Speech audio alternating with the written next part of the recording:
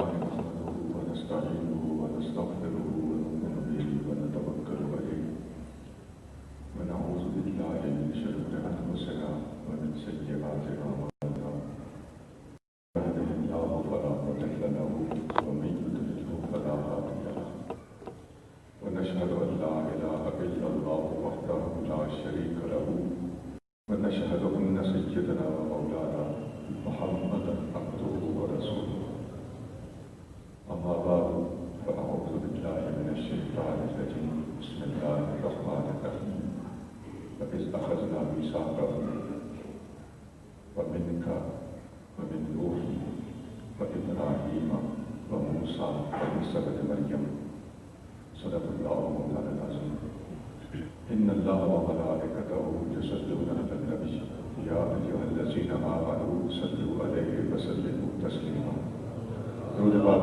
اللهم صل على سيدنا محمد وعلى آل سيدنا مولانا محمد وبارك وسلم الصلاة والسلام عليك يا سيدي يا رسول الله وعلى آلك وأصحابك يا سيدي يا حبيب الله صدر محفل مخدوم و محترم قادر جلیل حضرت علامہ مفتی محمود حسین شاہد صاحب، جناب محترم المقام حضرت علامہ مفتی انیس القادری صاحب، جناب حضرت علامہ مولانا عبدالرشید صاحب، جناب محترم المقام قبلہ پیر ممتاز صاحب، دیگر کثیر التعداد علماء کرام، بزرگوں، بھائیوں، عزیزوں، اللہ کریم مجھے اور آپ کو حضور محبوب نبی کریم رؤوف الرحیم صلی اللہ علیہ وآلہ وسلم کی سچی غلامی، محبت اور اتباع کی توفیق عطا فرمائے۔ اللہ تعالیٰ ہم سب کا خاتمہ ایمان پر کرے۔ آپ نے محسوس کر لیا ہوگا فقیر کو طرز ترنم سے بات کرنا نہیں آتا۔ اگر میں آپ کی خدمت میں ترنم کے بغیر کچھ مضبوط باتیں قرآن و سنت کی روشنی میں پیش کرنے کی کوشش کروں تو آپ میرے عدم ترنم اور یوں کہہ لیجیے کہ بے سرے پن کو برداشت فرمائیں گے۔ یہاں پر اللہ کی رحمت سے اس طرح کا ماحول نہیں ہمارے سے مجھے محسوس بھی ہو رہا تھا، گمان صحیح نکلا۔ اللہ کریم آپ سب کو اور یہاں ایسا ماحول بنا کے رکھنے والوں کو بہتر ایسی عطا فرمائے۔ آج کی یہ محفل میلاد شریف کے مہینے ربیع الاول شریف میں منعقد کی گئی ہے، اور جو ہم نے اشتہار دیکھا اس میں بھی عشق مصطفیٰ صلی اللہ علیہ وسلم کا عنوان نظر سے گزرا۔ ویسے آج کل کے حالات اور ماحول میں ہمیں اپنی اصلاح کی بھی ضرورت ہوتی ہے، تو فقیر نے اپنی آپ کے ثوابدید کے مطابق جو مضمون آپ کے سامنے پیش کرنے کا ارادہ کیا ہوا ہے، اس گفتگو کے 3 حصے ہیں۔ پہلا حصہ ہے نبی کریم صلی اللہ علیہ وآلہ وسلم کی اولیت، دوسرا حصہ ہے نبی کریم صلی اللہ علیہ وسلم کی خاتمیت، اول بھی آپ ہیں اور آخر بھی، اور تیسرا حصہ ہے نبی کریم صلی اللہ علیہ وسلم کی تعلیمات۔ یہ ایک سبب کے طور پر میں نے آپ کو سنایا ہے، میں دوبارہ عرض کر دیتا ہوں۔ نبی کریم صلی اللہ علیہ وسلم کی اولیت، نبی کریم صلی اللہ علیہ وسلم کی خاتمیت، خاتمیت سے آخریت ہے، اور نبی کریم صلی اللہ علیہ وسلم کی تعلیمات۔ تو پہلی چیز جو ہے اولیت مصطفیٰ صلی اللہ علیہ وسلم، اس سے تعلق رکھنے والی میں نے آیت آپ کے سامنے پڑھی، سورۃ احزاب ہے اور آیت نمبر 7 ہے، اس کے چند الفاظ میں نے آپ کے سامنے پڑھے۔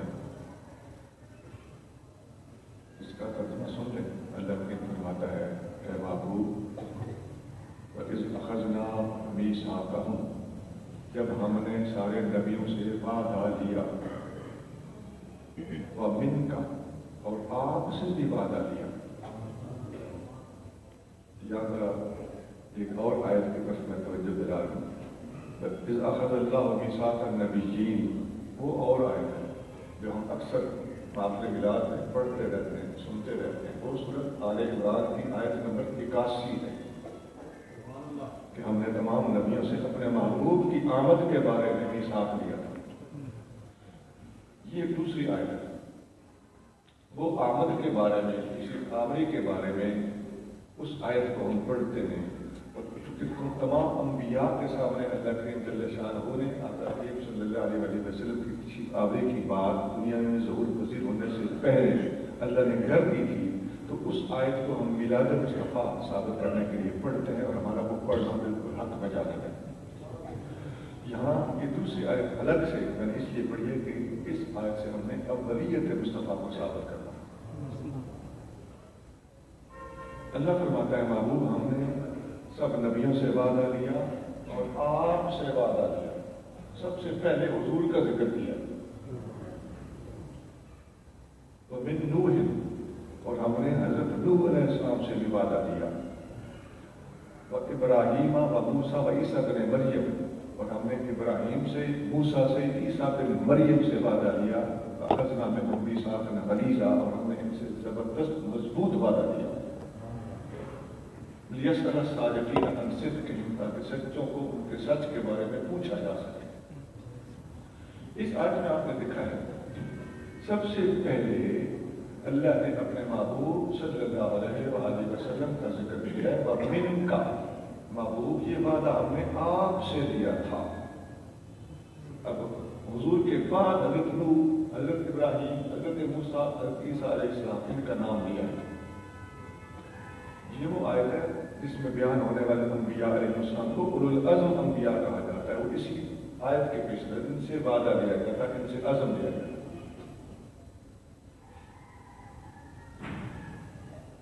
اس میں جو آقا کا نام سب سے پہلے ہے، حالانکہ نوح علیہ السلام تو آپ سے پہلے ہو گزرے، سارے نبی آپ سے پہلے ہو گزرے. آپ کا نام مبارک، آپ کی کا کی ضمیر کا ارجاع سب سے پہلے کیا گیا. آپ سے وعدہ لیا. اس آیت کی تفسیر میں نبی کریم صلی اللہ علیہ وسلم فرماتے ہیں خود ابی بالخیر. فرمایا اس ابن ابی شیبہ المصنف میں یہ حدیث موجود ہے. بڑی پرانی سیرت کتاب ہے، امام بخاری کے استادوں زیادہ استاد ہیں. حضور صلی اللہ علیہ وسلم فرماتے ہیں اس آیت میں خود ابی بالخیر، میرا نام سب سے پہلے اس لیے دیا گیا ہے کہ میں تمام انبیاء سے افضل ہوں. سبحان اللہ. اس لیے مجھ سے ابتدا کی گئی. اس آیت میں گویا اولیت مصطفیٰ کا ذکر ہے. اور آپ کی اولیت کس لحاظ سے ہے؟ آپ کی اولیت اس آیت کی، اس حدیث کی روشنی میں افضلیت کے اعتبار سے آپ افضل ہونے میں سب سے اول ہے. آپ دوسرا نمبر بھی سن لیجیے، پوری حدیث سنیے، صرف یہ ایک جہت نہیں ہے. آقا صلی اللہ علیہ وسلم نے فرمایا خود ابی بالخیر، مجھ سے ابتدا اس لیے کی گئی کہ میں ان سب سے افضل ہوں. وَكُنْتُ أَوَّلَهُمْ فِي الْخَلْقِ وَآخِرَهُمْ فِي الْبَعْثِ، میں خلق کیے جانے اور پیدا کیے جانے، بنائے جانے کے اعتبار سے ان سب سے اول ہوں. وآخرهم فی البعث، اور بھیجے جانے کے لحاظ سے میں سب سے آخر ہوں. سبحان اللہ.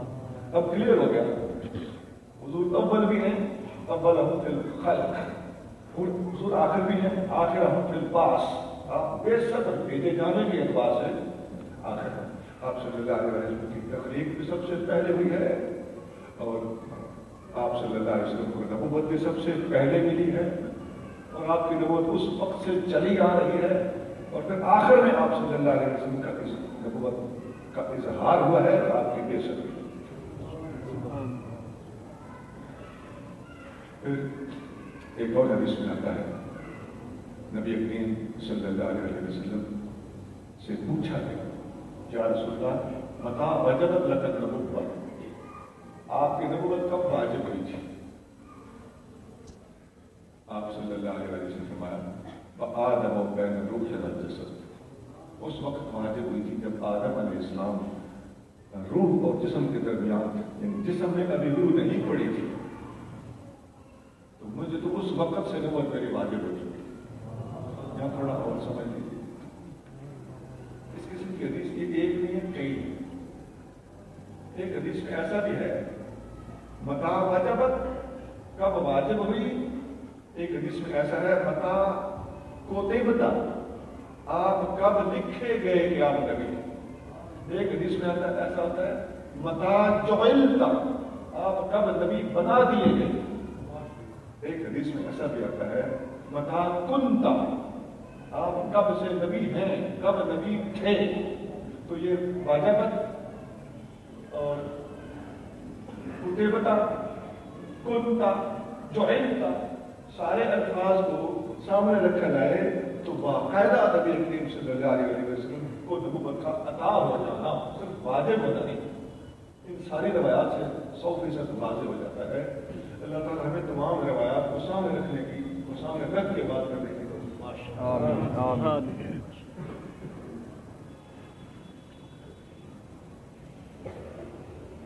ایک اور حدیث کی تائید کرتی بڑی معروف حدیث ہے، آپ سنتے رہتے ہیں علماء سے. مصنف عبدالرزاق میں حدیث موجود ہے. نبی کریم رؤوف الرحیم صلی اللہ علیہ وسلم نے فرمایا اول ما خلق اللہ نوری. حضرت جابر کا فرما رہے ہیں، اس کے بعد مختلف میں اول ما خلق اللہ نور نبی کا من نورہ. اے جابر، سب سے پہلے اللہ نے تیرے نبی کے نور کو اپنے نور سے پیدا کیا. یہ حضور کا نور اللہ کے نور سے پیدا ہونے کا مطلب یہ نہیں ہے خدا نے خاص حضور صلی اللہ علیہ وسلم اللہ تعالیٰ کے نور کا ٹکڑا ہو. اللہ تعالیٰ تقسیم ہونے سے پاک ہے، وہ ڈیوائڈیبل نہیں ہے. اللہ تعالیٰ نے اپنے محبوب کے نور کو اپنے نور سے یوں پیدا کیا کہ اپنے ذاتی فیضان سے بغیر کسی میٹیریل کو استعمال کرے ہوئے ڈائریکٹلی حضور کو پیدا کیا. حضور کا اللہ کے نور سے پیدا ہونے سے بعض کا انسانوں کو یا بعض روحانی جذبہ اور ذوق شوق رکھنے والوں کو جن میں صحیح معلومات حاصل نہیں کی ہوتی اور کس بات سے کیا لازم آتا ہے، کیا حکم لگ جائے گا، ایسی باتوں کی پرواہ نہیں کرتے تو ایسی باتیں کہہ دیتے ہیں جوش و جذبے میں آ کر کے خدا کا خاصا صاحب اللہ کے نور کا ٹکڑا ہو. ایسا ہرگز نہیں ہے. اور جو لوگ ہمارے بارے میں گمان رکھتے ہیں کہ یہ حضور کو اللہ کا حصہ، اللہ کا ٹکڑا مانتے ہیں، ان کی بھی غلط فہمی دور ہو جانی چاہیے. اللہ کی عظمت کی قسم ہم اللہ تعالیٰ کو ناقابل تقسیم سمجھتے ہیں اور اللہ تعالیٰ جل شان حضور کے برابر کسی کو نہیں سمجھتے. اللہ کے علاوہ کسی کو واجب الوجود نہیں سمجھتے. اللہ کے سوا کسی کو عبادت کا حقدار نہیں سمجھتے.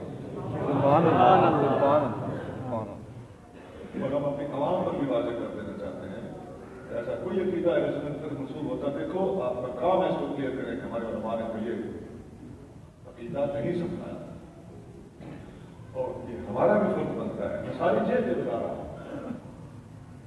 کچھ روحانیت کے نام پہ غلطی کرنے والوں کی اصلاح بھی گزارش پیش کر رہا ہوں، کچھ ہم پر الزام لگانے والوں کی اصلاح بھی پیش کر رہا ہوں، کچھ اپنی عوام کی بھی اصلاح کر رہا ہوں، کچھ اپنی بھی اصلاح کر رہا ہوں. یہ باتیں کھول کر سے لوگوں کو بیان کر دیں گے.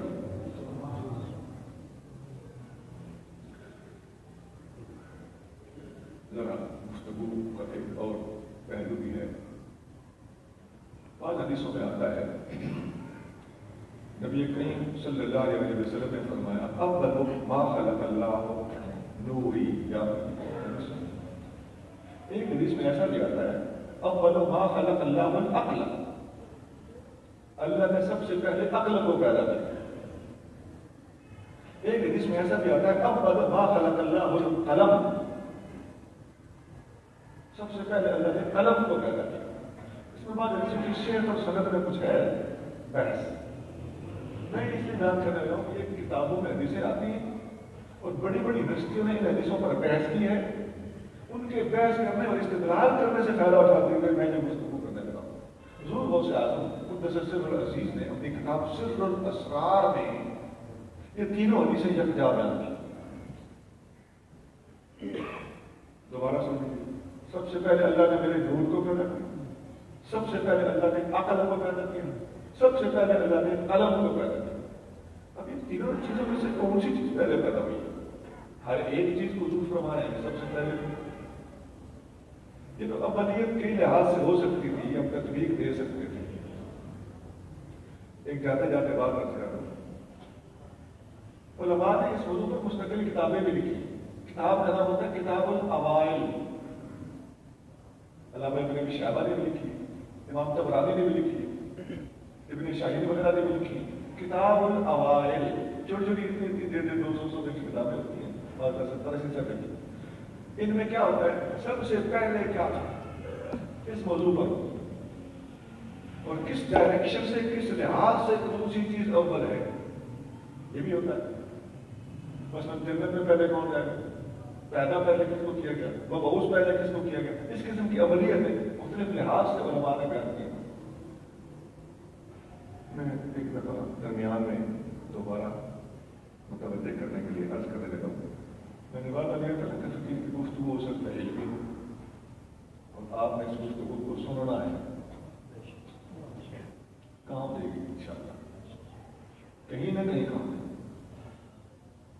حضور غوث اعظم قدس سرہ العزیز اپنی کتاب سر الاسرار میں فرماتے ہیں کہ حضور کا نور, عقل, قلم, تینوں سے مراد ایک ہی چیز ہے, وہ ہے محمد مصطفیٰ کی ذات. حقیقت محمدی آیا ہے, حضور کا نور مراد ہے. سب سے پہلے اللہ نے اپنے ذاتی فیضان سے ڈائریکٹلی پیدا کیا.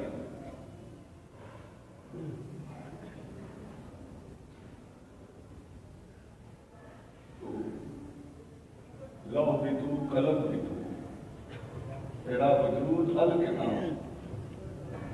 اور مولانا روح فرماتے ہیں عقل کل را گفت ما زاغ البصر. حضور عقل کل ہے, عقل کل میں ہی یہ طاقت ہے. مولانا روح فرماتے ہیں عقل کل میں یہ طاقت ہے. اللہ تعالیٰ کا دیدار ایسے کرے کہ ما زاغ البصر. یہ کسی بندے کے عام بندے کے بس کا کام نہیں ہے, یہ عقل کل کا کام ہے. دیکھو کسی کو ڈٹ کے دیکھنا ہو اور بے ادبی بھی نہ ہو, یہ ہو سکتا ہے.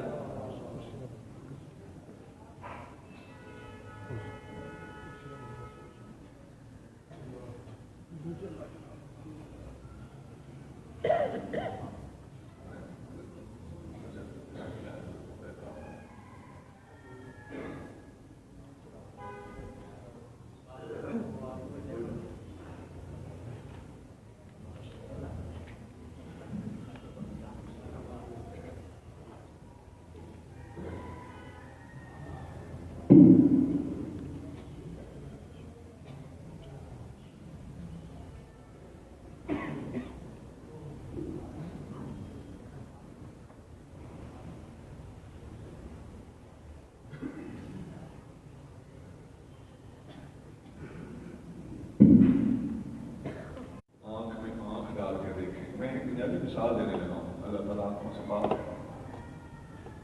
ہم انسانی مثال دیتے ہیں, ہم کسی کو غور سے دیکھیں, آنکھوں میں آنکھیں ڈال کے دیکھیں, پہچاننے کے لیے دیکھیں, تو ادب کا لحاظ رکھنا بڑا مشکل ہو جاتا ہے. آپ دیکھو کہ حیا والی عورت جب کسی مرد کو ایسے دیکھتے کیونکہ ڈٹ کے دیکھنے میں ادب کا لحاظ نہیں رہ سکتا. یہ عقل کل کا ہی کمال ہے کہ اللہ کو ڈٹ کے بھی دیکھا ہے, وما طغى, اور بے ادبی بھی دیکھی. سبحان اللہ, سبحان اللہ.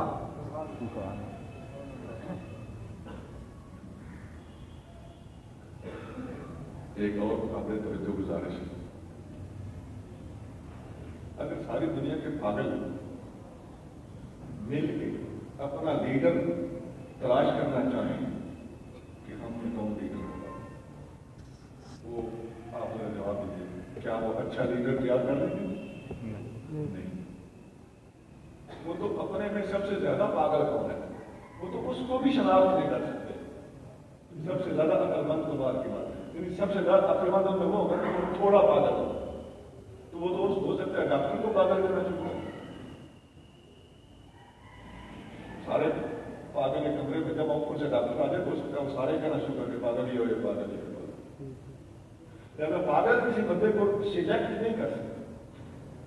اچھا, دنیا کے سارے عقل مند بیٹھ جائیں اور وہ یہ فیصلہ کرنا چاہیں کہ سب سے زیادہ عقل مند ہم میں کون ہے, ذرا سوچنا اس بات کا.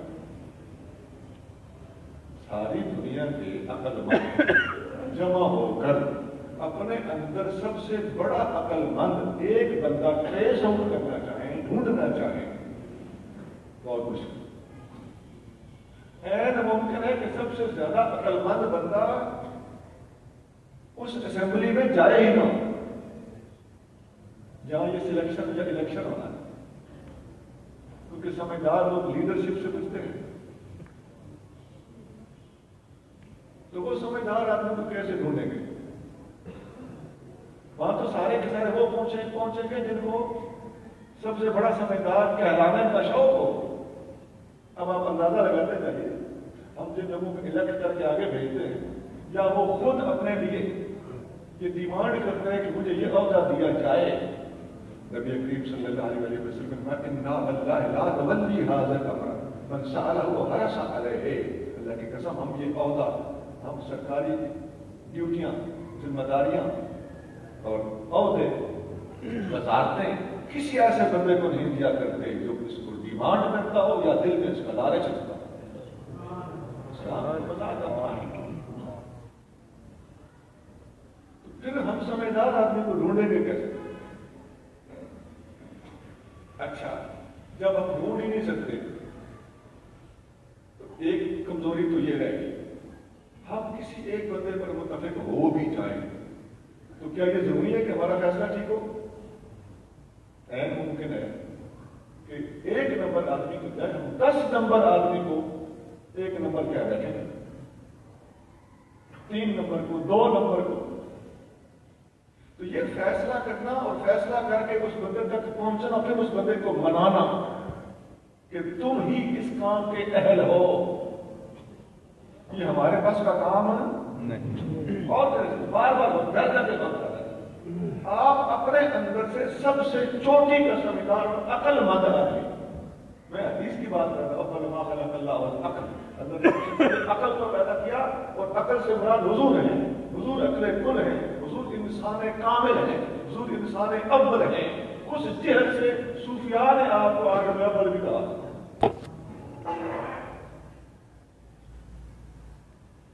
جب ہم اور آپ کوئی سمجھدار آدمی سامنے نہیں لا سکتے تو کون ہے جو پوری کائنات میں سے کسی سب سے زیادہ سمجھدار آدمی کا انتخاب کر سکتا ہے؟ وہ وہی ہے جو تمام انسانیت کا خالق ہے، اسے پتہ ہے، اسے غلطی نہیں لگ سکتی، وہ سب کا اندر باہر جانتا ہے، وہ سب کا لیول کرتا ہے، کہ اس نے خود سب کو لیول عطا فرمایا ہے۔ اس کا آئی کیو لیول کیا ہے، اس کے اندر صلاحیت کتنی ہے، اس کی صحت کیسی ہے، اس کی سوچ کتنی مستقیم ہے، اس کی عقل کتنی کامل ہے۔ دنیا میں سب سے زیادہ کامل عقل والی ہستیوں کو اللہ چنتا ہے، اور جنہیں اللہ کامل ہستی اور کامل عقل والا منتخب کرتا ہے، انہیں کو نبی کہا جاتا ہے۔ اس بات کو ذہن نشین کیجیے، ہم تھوڑی سی ہماری سوچ محدودیت سے باہر بھی جانی چاہیے۔ دنیا میں سنا ملحدین، داہیہ اور ڈیول چرچ کے چلانے والے لوگ مسلمانوں پر سوال کرتے ہیں کہ نبی کی کیا ضرورت ہے؟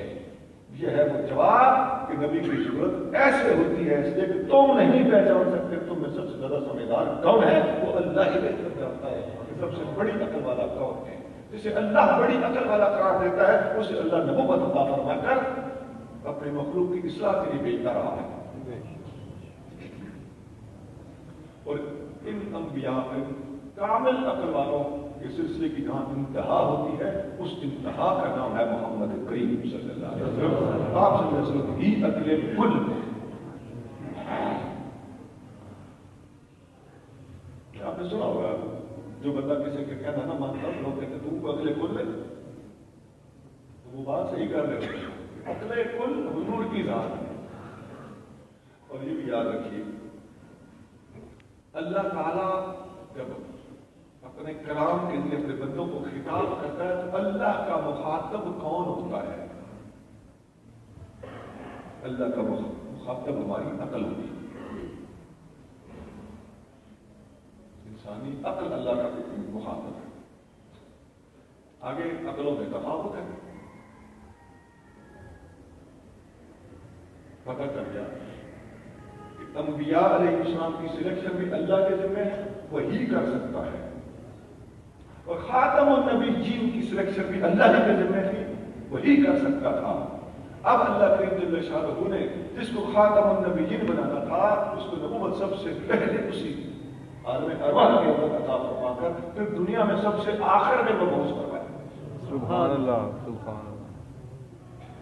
میں نے اختصار کے ساتھ آپ کے سامنے ایک مربوط گفتگو رکھی ہے، جس کا خلاصہ یہ ہے کہ اول الانبیاء اول الخلق، اس ہستی کا نام محمد کریم ہے، یہ وہ ہستی صلی اللہ علیہ وسلم۔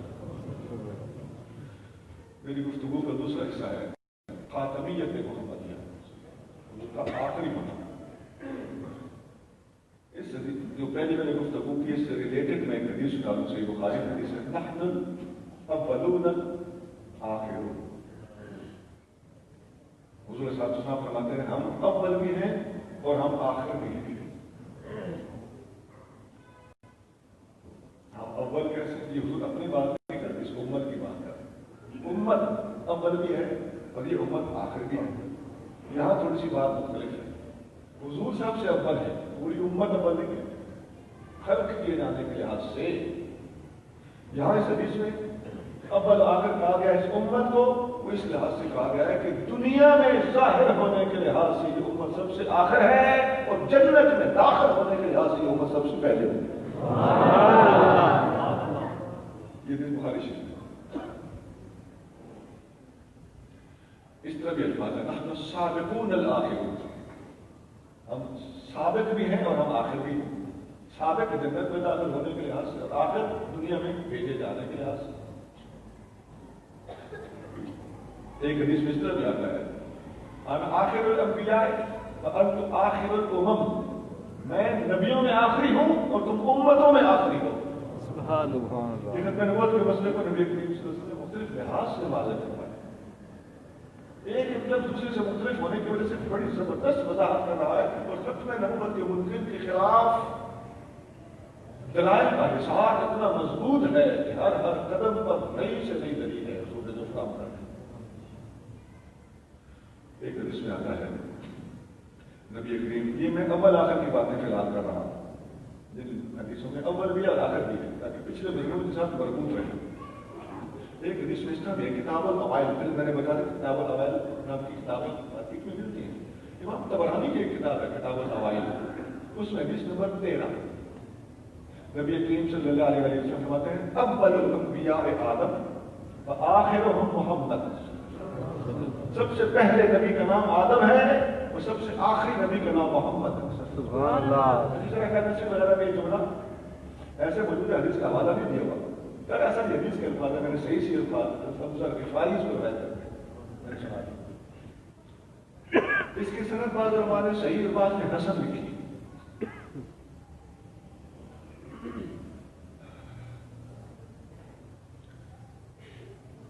اس حدیث کی تخریج کرنے والے نے اس حدیث کے نیچے اور بھی حوالے دیے ہوئے، اتنے لفظوں کا فرق ہے، مفہومت ایک ہی بات ہے، روایت نہیں ہے۔ اب اس حدیث میں بھی ذرا غور کیجیے، اول الانبیاء آدم، اس کا مطلب اول الانبیاء خلق کیے جانے کے لحاظ سے اور عالم ارواح میں نبوت کے عطا کی لحاظ وہ تو حضور ہیں۔ یہ بعثت کے لحاظ سے دنیا کے اندر کی بات ہو رہی ہے۔ اول الانبیاء آدم، دنیا میں بھیجے گئے جتنے نبی ہیں ان میں سب سے پہلے نبی کا نام آدم ہے، تو آخر ہم محمد، اور سب سے آخر میں حضور فرماتے ہیں میری بعثت ہوئی ہے، مجھے اللہ تعالیٰ نے دنیا میں مبعوث فرمایا۔ اس پر ایک اور لفظ پہ غور کیجیے، آپ کے علاقے میں قادیانی ہے جی، برلے ہو گئے، آگاہی ہونی چاہیے کہ مرزا قادیانی اینڈ کمپنی، ان کا کہنا اور ان کا دعویٰ یہ ہے کہ حضور صلی اللہ علیہ وسلم کے بعد صاحب شریعت نبی نہیں آ سکتا، حضور علیہ السلام کے سائے میں اسی شریعت کے اندر اسی شریعت کی پیروی کرنے والا یعنی ذلی اور بروزی یہ نبی مرزا قادیانی کہتا ہے کہ ایسا نبی آ سکتا، وہ اپنے آپ کو اسی طرح کا نبی قرار دیتا ہے۔ اس کے بعد صحیح ہے یا غلط ہے، غلط بحث ہے۔ میں اس حدیث کو سمجھنے کے لیے آپ خدمت میں گزارش پیش کرنے لگا ہوں حضور کے بعد مرزا قادیانی کہتا ہے کہ ذلی بروزی فناف الرسول اور حضور کے ماتحت چلنے والا نبی آ سکتا ہے. یہ مرزا قادیانی کا نام ہے. یہ حدیث کیا بتا رہی ہے؟ یہ حدیث بتا رہی ہے اول الانبیاء آدم، نبیوں میں اول نبی کا نام آدم ہے، تو آخر وہ محمد، اور ان میں سے سب سے آخری نبی محمد صلی اللہ علیہ وسلم ہے. اب آخر کو سمجھنے کے لیے اول کو سمجھنا پڑے گا، ہے نا. عربی کا ایک قاعدہ ہے، تو رفع اشیاء کے ازداد ہے، چیزیں ضد سے پہچانی جاتی ہیں. ٹھنڈے کو سمجھنا ہے تو گرم سے سمجھو. آپ برفی کھا کے چائے پیا، چائے میں میٹھا کم لگے گا. لیکن پکوڑے کھا کے چائے پیے، وہ چائے آپ کی زبان بھی دلائے گی کہ وہ میٹھا چوکھا ہے. کیوں؟ پکوڑوں نے ہمیں قدر دلائی کہ چائے میٹھی ہے. حضور صلی اللہ علیہ وسلم کے آخری نبی ہونے کو اول آدم علیہ السلام کے اول ہونے کی روشنی میں سمجھو. بتاؤ اول سے پہلے کچھ ہوتا ہے؟ کوئی ذلی ہوتا ہو، کوئی بروزی ہوتا ہو، اول سے پہلے کچھ نہیں تو پھر مان لو کہ آخر کے بعد کچھ نہیں. جس معنی میں آدم اول ہے اسی معنی میں محمد آخر ہے. سبحان اللہ. اب آگے بھی بخاری اور مسلم میں ایک حدیث ہے، نبی کریم صلی اللہ علیہ وسلم نے فرمایا اب ہمارے پاس اس سے بڑی حدیث کی کتابیں نہیں. یہ پہلے ذہن میں رکھنا چاہیے. یہ قادیانیوں کو بھی بتایا کہ دنیا کے اندر مسلمانوں کے پاس بخاری مسلم سے اونچی کتابیں اور سیاستہ سے اونچی کتابیں نہیں ہیں. تو ان کتابوں میں یہ حدیث موجود ہے. شاید کوئی ایسی کتاب ہو جس میں یہ حدیث نہ ہو. ہر کتاب میں یہ حدیث موجود ہے. نبی کریم صلی اللہ علیہ وسلم نے فرمایا ان مثلی ومثل الانبیاء من قبلی کمثل رجل بنا بیتا فاحسنہ واجملہ الا موضع لبنۃ فی زاویۃ فجعل الناس يطوفون به ويتعجبون له ويقولون هل وضعت هذه اللبنة وأنا اللبنة وأنا خاتم النبيين. آپ اس کا ترجمہ سن لیجیے. فرمایا میری اور میرے سے پہلے نبیوں کی مثال ایسے ہے جیسے ایک بندے نے خوبصورت محل بنایا ہو لیکن ایک اینٹ کی جگہ ایک کونے میں خالی رہ گئی ہو. اب لوگ آئے محل میں گھوم پھر کے دیکھا، محل کی بڑی تعریف کی کہ بڑا خوبصورت ہے، محل لا ہوتے سے ہل لگنا، لیکن یہ ایک اینٹ کی جگہ کیسے خالی رہ گئی؟ فرمایا وہ آنا اللہ بتا دو. اس نے فرمایا میں نبیوں کے محل کی. اب اگلے الفاظ وَأَنَا خَاتَمُ النَّبِيِّينَ، اور میں خاتم النبیین ہوں. یہ جو آخری لفظ ہے وَأَنَا خَاتَمُ النَّبِيِّينَ، یہ میں نے وقعے کر کے کیوں آپ کو اور سے کیوں سنوایا؟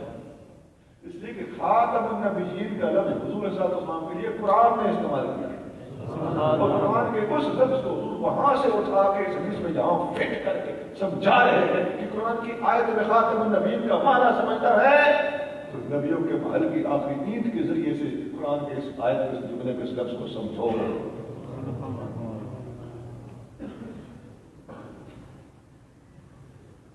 اب سمجھانے میں کوئی کمی رہے اور سمجھو.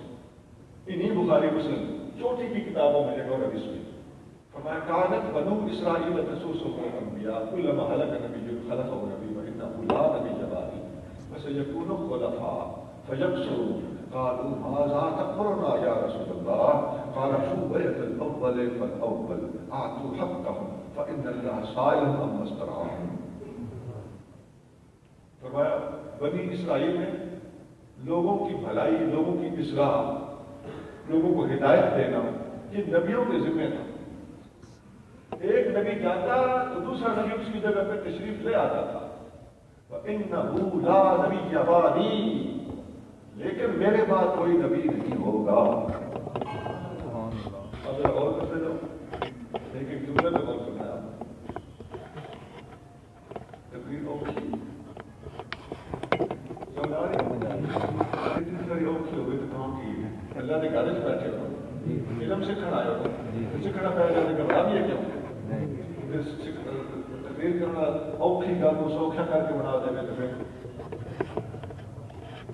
سمجھنا چاہیے علم کی بات سے اہل سنت جب گھبرانا چھوڑ دیں گے خدا کی قسم سنیت پرواز کریں گے.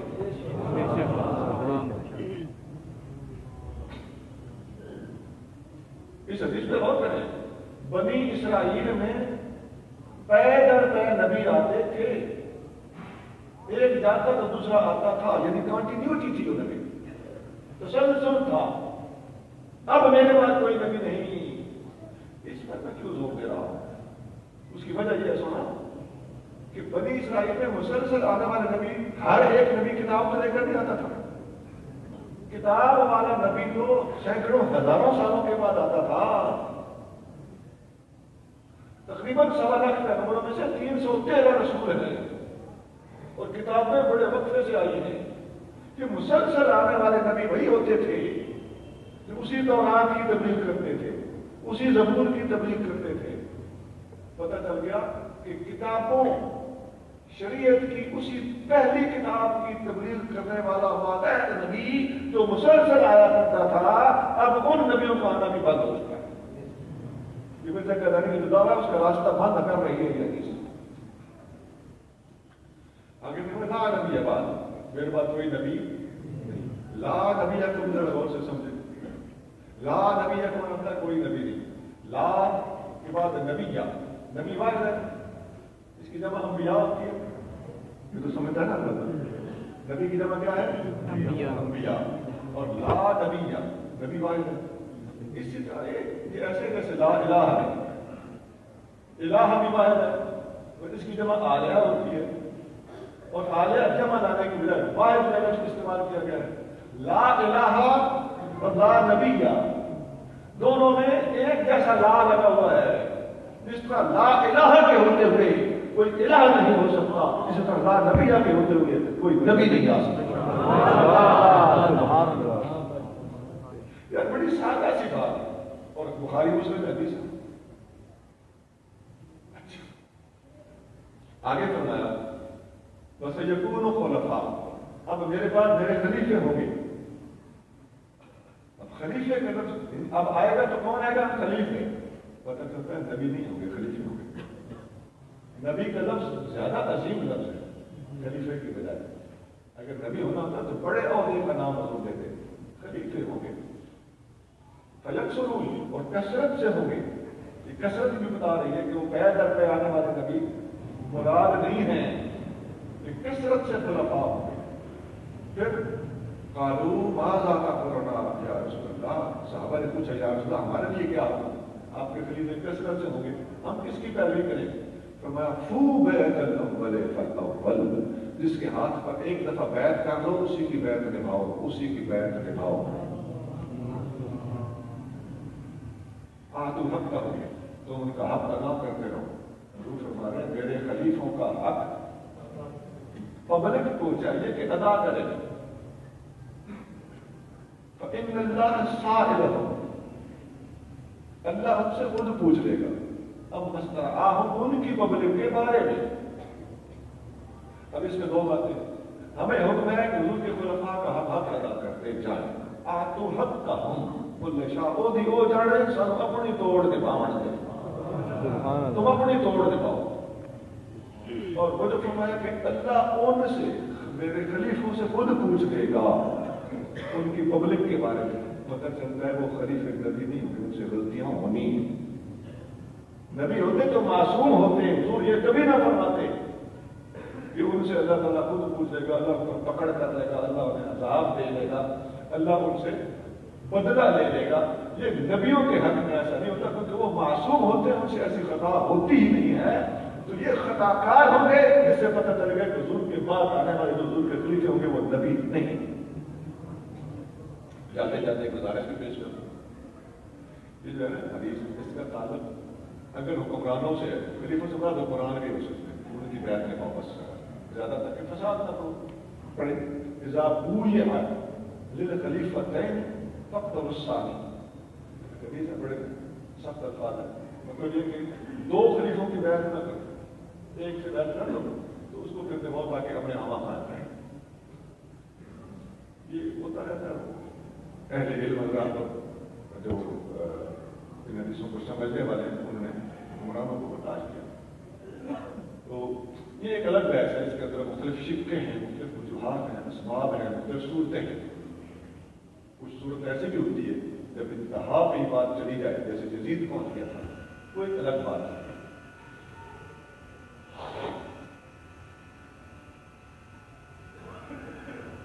میں عرض کر رہا تھا کہ اس حدیث میں پتہ چلتا ہے کہ حکمرانوں کو بھی قیامت کے دن جواب دینا پڑے گا، حکمرانوں کو بھی تنقید. اور اگر اس حدیث میں خلیفوں سے مراد پیر فقیر ہوں تو اس سے بھی پتہ چلتا ہے کہ پیر صاحب ذرا اپنی بھی تیاری کرتا مریدان ہے نا تم نہیں رکھو. مرید کو چاہیے کہ پیر کی ڈیوٹی دیتا ہے، اور پیر کو چاہیے آداب مریدی بھی کتابوں میں ملتے ہیں، آداب پیری بھی حدیثوں میں ملتے ہیں. پیر پر لازم ہے کہ شریعت پر چلے، شریعت پر چلائے، صاحب علم ہو، علم سے دشمنی نہ رکھتا ہو، علم اور نماز سے نہ روکتا ہو، دل کی نماز نہ پڑھتا ہو، دل اور جسم دونوں کی نماز پڑھتا ہو. ڈاکٹر پاکستان میں کھایا نماز مدینے میں پڑھے، ایسا نہیں ہونا چاہیے.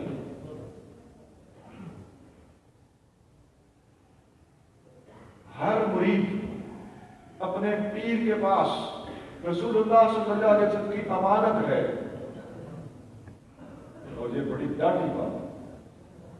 جب پیر صاحب کو پتہ چل جائے کہ میرے پاس حضور کی امانت ہے، خدا کی قسم اس کی نیندیں اڑ جائیں گی. اس کو سمجھ لگے گی کہ میں اپنے آقا صلی اللہ علیہ وسلم کے ساتھ خیانت تو نہیں کر رہا، اور جو ڈانٹے ہوتے ہیں وہ خیانت نہیں کرنے دیتے.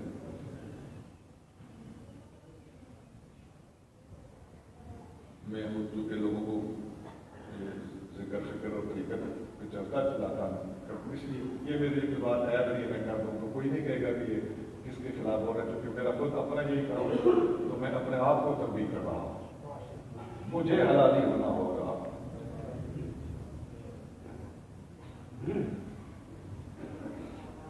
یہ دو حدیثیں میں نے سنا دی میں نے اوپر ڈائریکٹ ویسے ساری افضل آخر کی لحاظ سے کئی حدیثیں پہلے آپ سب کے آ رہے ہیں. اور سنیے ایک حدیث شریف میں آتا ہے نبی کریم صلی اللہ علیہ وسلم نے فرمایا ان الرسالۃ والنبوۃ قد انقطعت فلا رسول بعدی ولا نبی. بے شک رسالت اور نبوت منقطع ہو گئی ہے، نہ میرے بعد کوئی رسول ہوگا نہ میرے بعد کوئی نبی ہوگا. اسی طرح ایک اور حدیث میں آتا ہے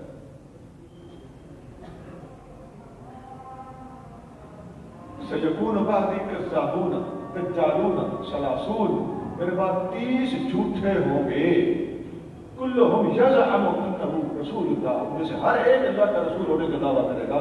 وَأَنَا خَاتَمُ النَّبِيِّينَ لَا نَبِيَّ بَعْدِي، حالانکہ میں خاتم النبیین ہوں، میرے بعد کوئی نبی نہیں ہے. ایک اور حدیث سنی نبی میں چٹ سے حدیث ہے تیز تیز آپ کو سنانے لگ پڑا. مسلم شریف میں حدیث ہے نبی کریم صلی اللہ علیہ وسلم نے فرمایا انا العاقب، میں عاقب ہوں. آپ عاقب کے لفظ پنجابی میں بھی استعمال ہوتا ہے، اس کہتے ہیں یار اپنی عاقبت خراب نہ کر، تو عاقبت کس کو کہتے ہیں؟ آخرت. انا العاقب، میں عاقب ہوں، یعنی میں آخری ہوں. ان لوگوں کو سمجھانے کے لیے بتا دیا میں عاقب ہوں. والعاقب الذی لیس بعدہ نبی، عاقب وہ ہوتا ہے جس کے بعد کوئی نبی نہ ہو. ہمارے علاوہ خالد شاہ نظری صاحب بابا برکات ایک ماہنامہ نکالتے ہیں، اس کا نام ہے العاقب، بڑے عرصے سے نکلتا ہے. عاقب کا معنی آخری. یہ ختم نبوت پر لوگوں نے سمجھا کہ ابھی ختم نبوت کا ایشو کرا تھا تو یہ اس پر میدان میں نکلے. نہیں، یہ عرصہ دراز سے العاقب نامی ماہنامہ نکال رہے ہیں اور اس موضوع پر ذمہ داری سے کام کرتے آ رہے ہیں. سبحان اللہ. ایک حدیث میں اس طرح بھی آتا ہے لو کان بعدی نبی لکان عمر بن الخطاب، اگر میرے پاس کوئی نبی ہونا ہوتا تو عمر بن الخطاب. اگر حدیثوں کے الفاظ مختلف آپ دیکھ لیں، میں 10 12 15 حدیثیں پڑھ لوں، ہر حدیث کے الفاظ مختلف ہیں. ایسے لگتا ہے کہ رسول صاحب صاحب منکرین ختم نبوت کے خلاف دائرہ کام کر رہے ہیں، نئے سے نئے لفظ ایک ایک آ کر استعمال کروائے ہیں تاکہ امت کی رہنمائی کا حق ادا ہو جائے. ایک حدیث میں جواب میں سنا دینا چاہتا ہوں. مرزا قادیانی ایک تھاؤں میں جاتا ہے، اس کی کتاب ایک غلطی کا ازالہ ہے. اس کتاب میں مرزا قادیانی لکھتا ہے کہ میں کوئی بکرا نبی نہیں ہوں، میں حضور ہی کا دوسرا روپ ہوں. کہتا ہے یہ میں دوبارہ حضور دنیا میں آ گیا, میں خدا پھر رسول ہو کر نبی بناؤں. یہ مرزا قادیانی چینل بٹتا ہے, اس کی کتاب ہے غلطی کا ادارہ, اس کے سمے نمبر 3-4 پہ یہ ساری باتیں لکھی. پھر آگے لکھتا ہے محمد رسول اللہ. اس آیت میں مجھے محمد بھی کہا گیا ہے اور رسول بھی کہا گیا ہے. میں نے کتاب کا باقاعدہ ہمارے صفحہ نمبر 4 پہ لکھا ہے, ہمارے پاس یہ کتابیں موجود ہیں اس میں. تو گویا مرزا نے ایک تماشا یہ بنایا کہ خود کو کہتا ہے حضور کے بعد نبی کوئی نہیں آ سکتا. واقعی حضور آخری نبی جو خاتم النبیین ہے. یہ میں کیا, میں حضور ہی ہوں. یہ اس کا سوال سمجھ آ گیا. میں نے ایمانداری کے ساتھ اس کا سوال آپ کو سمجھ رکھا. وہ اسی طرح کہتا ہے.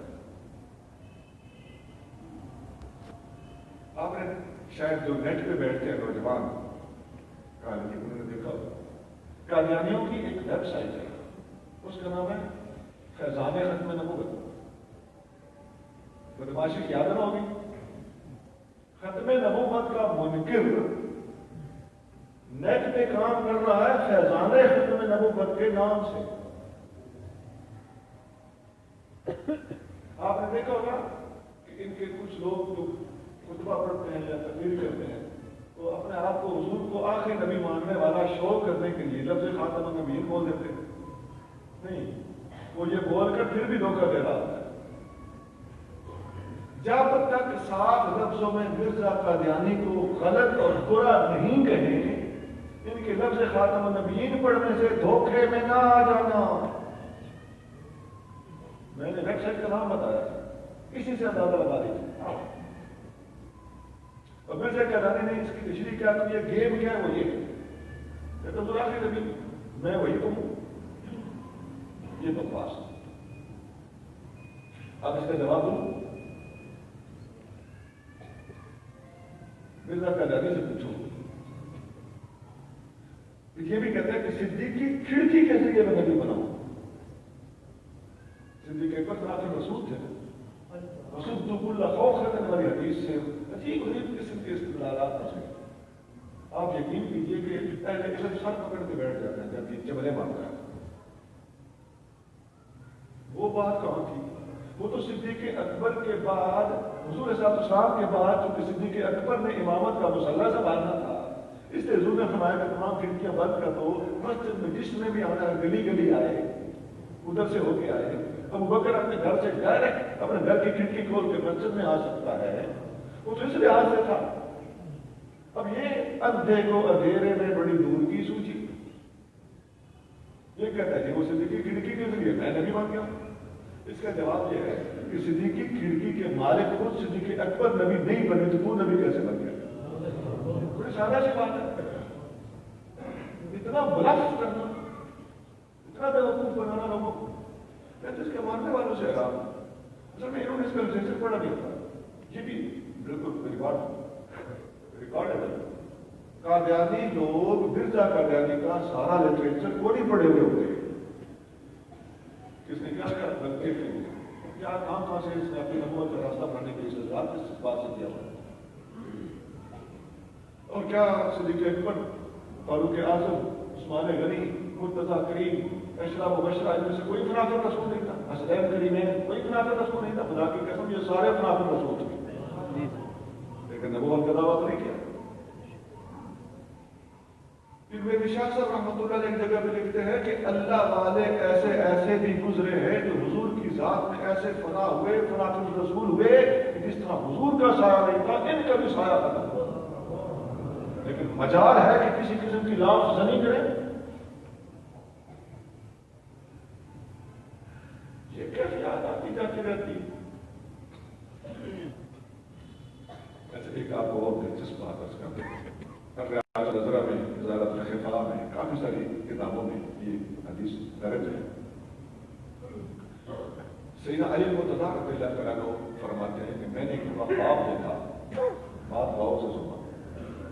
آپ فرماتے ہیں میں نے خواب میں دیکھا کہ میں صبح کی نماز پڑھ رہا ہوں اور نماز حضور کے پیچھے پڑی ہے. یہ عمر فاروق کا زمانہ خلافت تھا. مرتضیٰ کریم رضی اللہ عنہ فرماتے ہیں میں نے حضور کے پیچھے خواب میں نماز پڑھی اور نماز پڑھا کے نبی کریم صلی اللہ علیہ وسلم ممبر یہ محراب کے اس طرف تشریف فرما ہو گئے دیوار کے ساتھ پشت لگا کر چہرہ مبارک لوگوں کی طرف کر کے آپ بیٹھے ہوئے اتنے میں ایک خاتون نے باہر سے دروازہ کھٹکھٹایا مسجد میں اور ایک صحابی گئے انہوں نے جا کے دیکھا تو خاتون نے دروازے کے باہر کھڑے ہو کے ایک تھال کھجوروں کا بھرا ہوا اندر کر دیا صحابی نے وہ تھال پکڑا اندر لے آئے حضور صاحب کے سامنے رکھا حضور نے ایک ایک کھجور سب صحابہ کی تقسیم کر دی اب مجھے جہاں تک یاد آتا ہے شاید دوسری بھی تقسیم کی بہرحال دوسری یا شاید تیسری مرتضیٰ کریم فرماتے میرے دل میں خیال آیا کہ ایک کھجور اور ملے نا کھجور مزیدار ہے حضور کاش ایک کھجور اور بھی دے حضور نے کھجور نہیں دی اور سیدنا علی مرتضیٰ رضی اللہ عنہ کو یاد آ گئی آپ اٹھے نماز مسجد میں جانے کا ٹائم تھا آپ مسجد میں چلے گئے جب مسجد میں گئے تو آگے جس طرح حضور نے نماز پڑھائی تھی فاروق اعظم نماز پڑھا رہے تھے اور جس طرح خواب میں حضور کو دیکھا تھا فاروق اعظم اسی جگہ پہ نماز پڑھانے کے بعد گئے تھے اور جس طرح خواب میں عورت کو ایک تھال لیتے ہوئے دیکھا تھا عورت اسی طرح تھال لے کے آ گئی اور جس طرح خواب میں حضور نے وہ کھجوریں تقسیم کی تھی اسی طرح فاروق اعظم نے وہ کھجوریں تقسیم کی اور جس طرح خواب میں مولانا مرتضیٰ نے سوچا تھا کہ کاش حضور ایک کھجور اور دیں اسی طرح جاگتے ہوئے دیکھا دل میں خیال آیا کہ کاش عمر فاروق ایک کھجور اور دیں اور فاروق اعظم بول کے کہتے ہیں علی رات خواب میں کوئی حضور نے دوسری کھجور دی تھی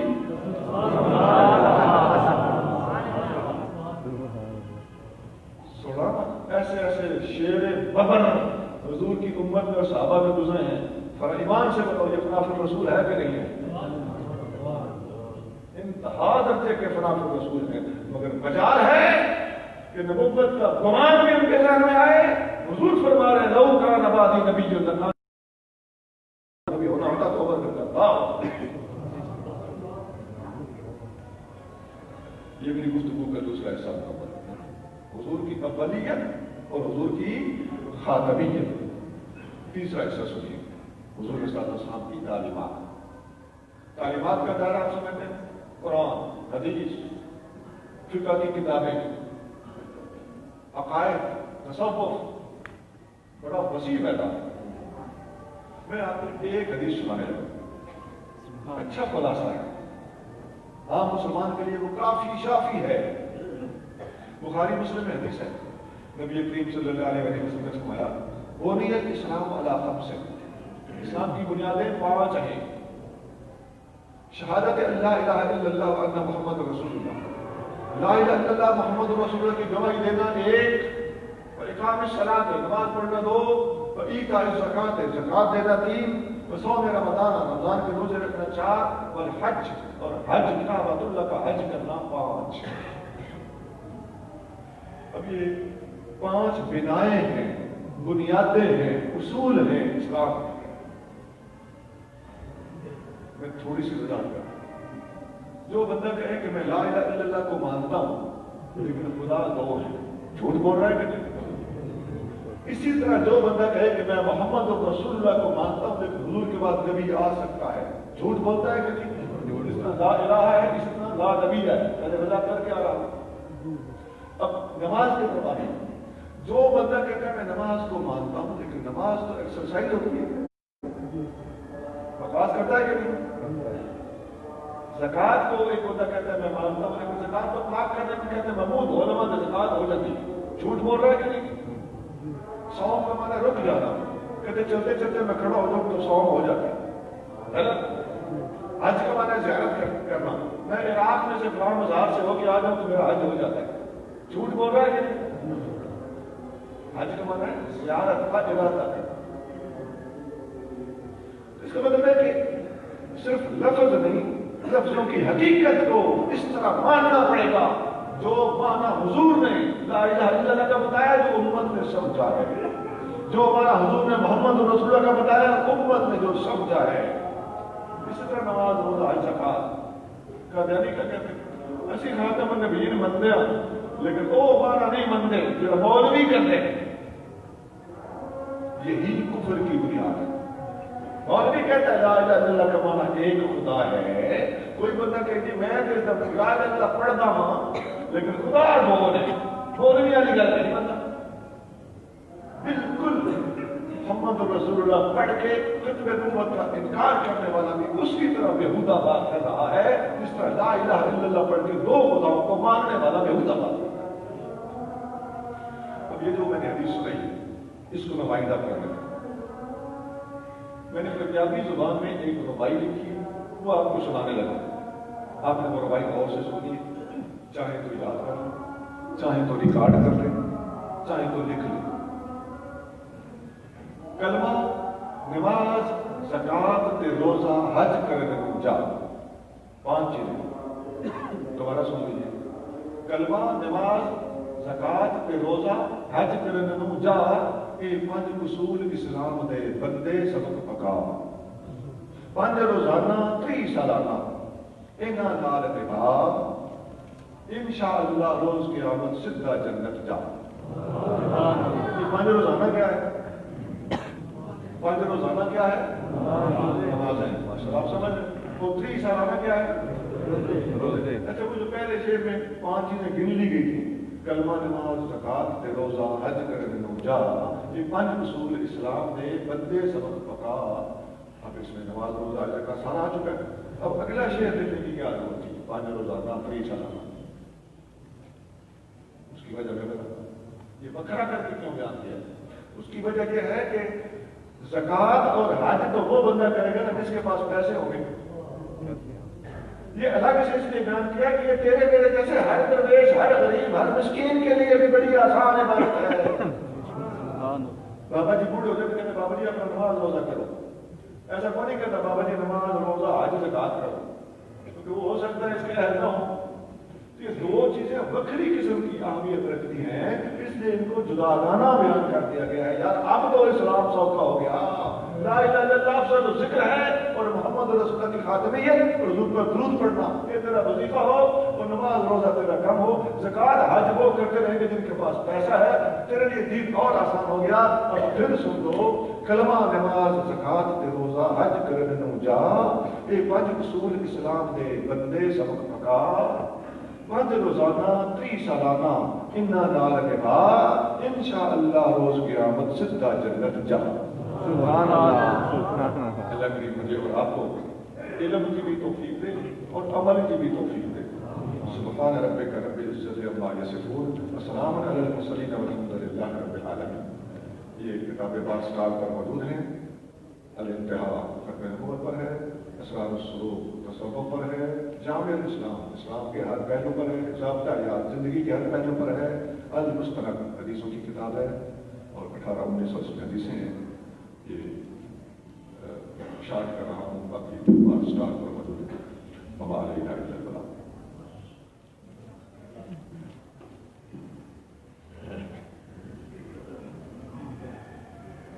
ایک ساتھ بیان فرمائیں گے اس ٹاپک کو پڑھ لیں اس کے بعد انشاءاللہ دعا بیان سنے نا آپ لوگ.